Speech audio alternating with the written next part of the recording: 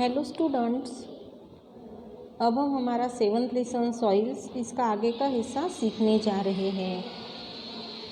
Last period में हमने soils के अलग अलग टाइप यहाँ पर देखे थे और वो सॉइल किस तरीके से तैयार होती है, मीन्स कौन सी सॉइल तैयार होने के लिए कौन से रॉक ज़रूरी होते हैं, वहाँ का क्लाइमेट ज़रूरी होता है, उसके बाद में वहाँ पर जो रेनफॉल वगैरह होता है वो ज़रूरी होता है। तो ये सब हमने लास्ट पीरियड में देखा।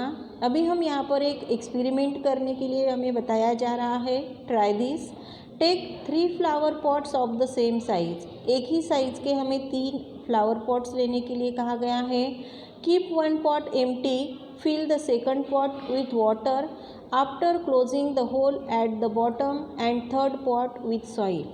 और उसके बाद में उन्होंने हमें क्या कहा है, कीप 1 पॉट एम्प्टी, एक पॉट को खाली रखना है।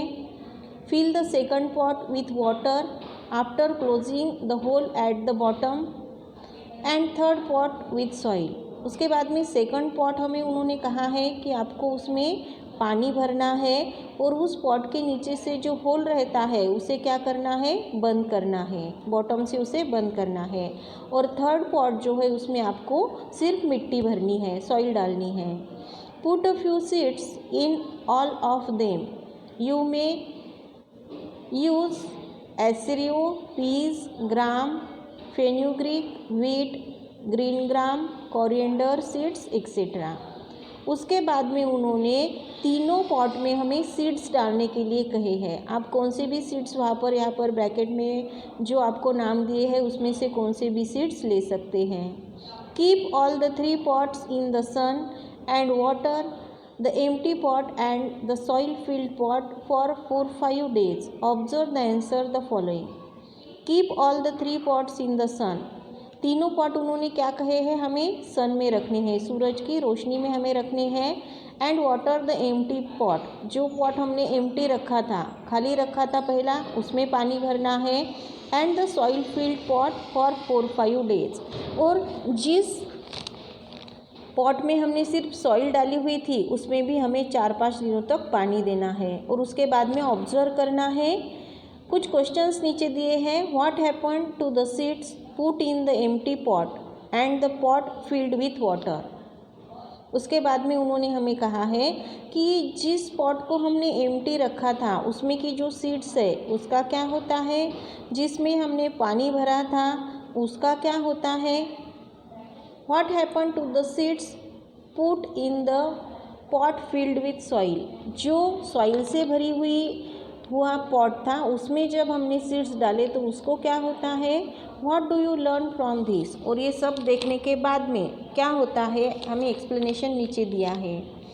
Geographical explanation, an important component of the living world on the earth is plants. जो कुछ भी लिविंग वर्ड्स है उन लिविंग वर्ड्स में का एक इम्पॉर्टेंट कंपोनेंट यहाँ पर प्लांट्स को माना जाता है।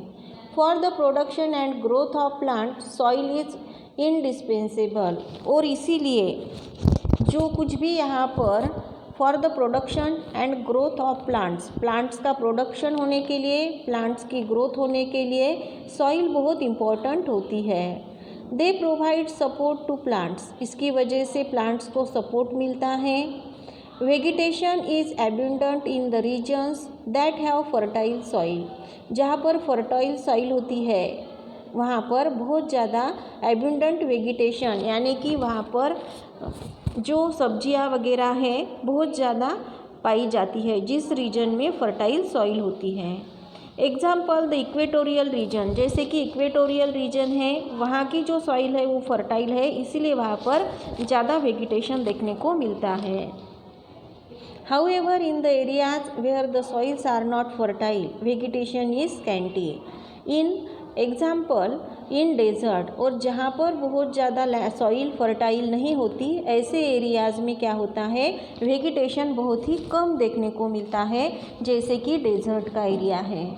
And where there is a shortage of soil vegetation is not